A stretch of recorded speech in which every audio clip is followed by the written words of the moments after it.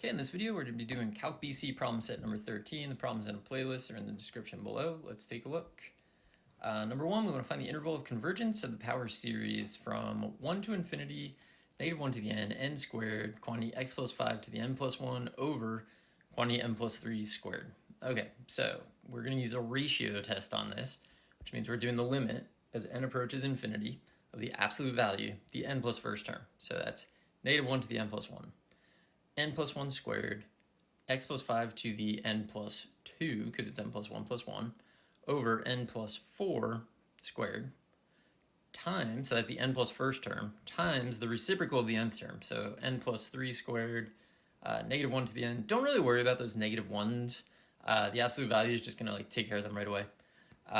N squared quantity x plus 5 to the n plus 1. All right, so now it just becomes a game of can you simplify it? I mean, right off the bat, as I mentioned, well, actually, for this to converge, we have to be less than 1. But the negative ones are just taken care of by the absolute value. We're going to look at the n plus 1 squared over the n squared. If you go to infinity, n plus 1 squared over n squared is just going to give you 1, because you just have a second degree coefficient of 1, second degree coefficient of 1. So those just simplify to 1. Similarly, n plus 3 squared and n plus 4 squared, when you go to infinity, are just going to reduce down to 1, or they have a limit of 1. The ratio goes to 1. So all that we're really left with is we have an n plus 1 and an n plus 2. So when we cancel those, we're just left with an x plus 5 to the first power. That's it. It's 1 times x, the absolute value of x plus 5. So all we have is the absolute value of x plus 5 is less than 1. This is my favorite test to use. I love doing the algebra that simplifies that and then just looking at it and kind of working out the limit. Really enjoy that. What I always do with these is I think the center is going to be -5, because that's what makes the absolute value of x plus 5 equals 0. And then we can go 1 in either direction. So if we go 1 in either direction, we get -4 in this direction, we get -6 in this direction. So we know for a fact that this thing converges absolutely between -6 and -4. There's no question. Any value between -6 and -4, yes, going to converge. The question is, what about -4 and -6? Because the ratio test is inconclusive when the ratio is 1, and those values will make the ratio equal 1. So we have to figure those out using different tests. In this particular case, though, if we let x equal -4, literally go up to the original and replace x with -4, that's going to give us the only thing left over, -1 to the n squared, -4 plus 5 is 1, so nothing, and then, 1, and then over n plus 3 squared. This definitely diverges because the limit of the nth term is not 0, right? The nth term test says if the limit of the nth term is not 0, we diverge. If the limit is 0, we don't know anything, but fortunately the limit is not 0, it's 1. Or -1, right? It actually is an alternating series, but the limit is not 0. So we will say this diverges by the nth term test. Then we'll take a look at when x is -6. Again, we're just replacing. In this case, -6 plus 5 is -1. So we have -1 to the n squared, and then another -1 to the n plus 1. And then that's over n plus 3 squared. So this, when you simplify it, you end up with -1 to the 2n plus 1. But that's always odd, which means it's really just -1. The most important fact, though, is if you take the limit of the nth term, again, you do not get 0. So this, again, diverges by the nth term test. So this is a power series that diverges at both endpoints. Obviously, it converges on the interior, so we'll say the interval of convergence is -6 to -4. Okay, let's take a look at the next problem. Given that the sum from 1 to infinity of a sub n, the absolute, quantity x minus 1 to the n, converges conditionally at 3. Determine if the series converges conditionally, diverges, or cannot be determined at each of the following. So, one thing to definitively know is that the only place that you can conditionally converge is at an endpoint. If you absolutely converge, then you know that that value is on the inside of the interval of convergence.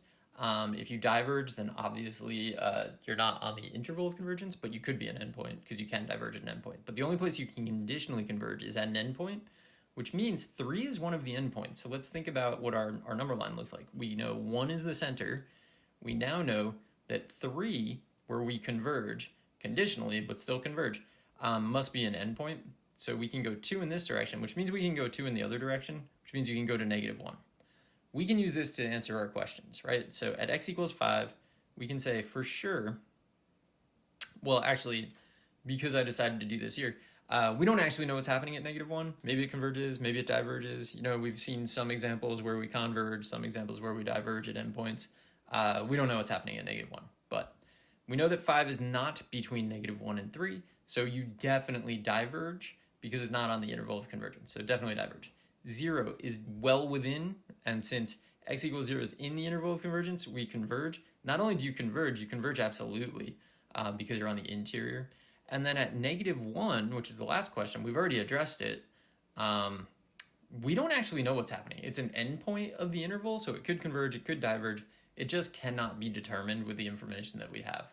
But that's a pretty, I'm going to say it's kind of a pretty common question. So make sure you understand that idea. In particular, conditional convergence only at endpoints. All right, next up. Determine if the series converges or diverges, if the series converges, and you can find the sum, find it. I don't remember actually doing that, so hopefully none of them fall into that category. All right, so we're going from 1 to infinity of quantity n plus 5 squared, quantity 3n plus 2 cubed, over n to the 4th, quantity n plus 1 cubed. This is just a really shifted, complicated p-series situation. So what I like to do with these is say to myself, what if it was simpler? If it was simpler, then in the numerator, instead of n plus 5, you'd just have n. Instead of 3n plus 2, you'd just have n. So we'd have n squared times n cubed. We would basically just have n to the 5th. And then in the denominator, we would have n to the 4th, and we would just have n cubed, which would give us n to the 4th times n cubed, n to the 7th. If you simplify that, that's 1 over n squared. That converges. Therefore, this converges. If we needed to actually do the work, I would say I would limit compare it to 1 over n squared, which is a convergent p-series. So this will converge. We don't really need to do the work unless someone says do the work. I'm saying how I would do the work. All right, for B, same idea. This is really just the harmonic series played around with. So I'm going to compare it to the harmonic series, 1 over n, which I know diverges for sure, either because p is equal to 1 or because it's the harmonic series. You're allowed to know the name of that one. It's famous. So this definitely diverges, and I would limit compare it to 1 over n. If you didn't think to do that, this one actually, it's really not that bad to use the integral test on, right? So positive, continuous, decreasing, improper integral, diverges, therefore overall the thing diverges. But I think it's easier to do the limit comparison. I actually always think it's easier to do limit comparison. All right, let's take a look at the next one here. This is C. We have the quantity natural log of 5, which is just a number over n, to the n rather. So that's like an exponential over n factorial. My guesses on these are often wrong. I mean, factorials grow faster than anything. So you would expect this would converge. I'm going to do the ratio test because I can't think of a fast way to just say oh, this thing converges. So it's the n plus first term. So we'll have a natural log of 5 to the n plus 1 over the quantity n plus 1 factorial times the reciprocal, which is going to be n factorial, natural log of 5 to the n. There's a very small amount of canceling that we can do. This will give us the limit as n approaches infinity. Don't really need the absolute value because everything's positive. Natural log of 5 over n factorial over n plus 1 factorial. Remember, n plus 1 factorial is n plus 1 times n factorial. So the n factorials cancel, we just have n plus 1. Natural log of 5 is a number, so that's a number divided by infinity as you go to infinity. This is 0, which is clearly less than 1. So this thing definitely converges. All right, we got one more part to this. Let's take a look at part D. I'm going to do it on a different page. This thing is kind of brutal looking.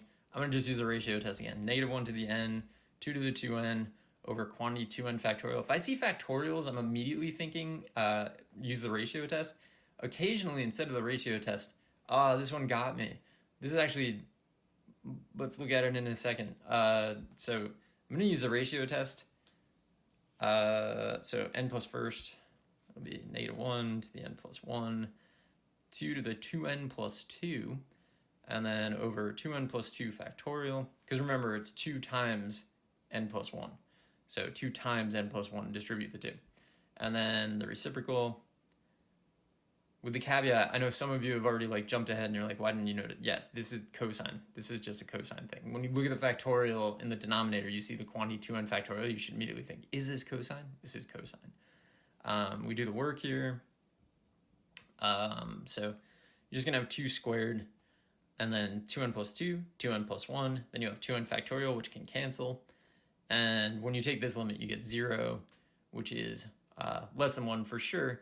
This converges, but importantly, this is actually, I think, so I'm gonna write on the fly, so it's not gonna look great. But I think that this is, so cosine of x would have been 1 minus, whoops.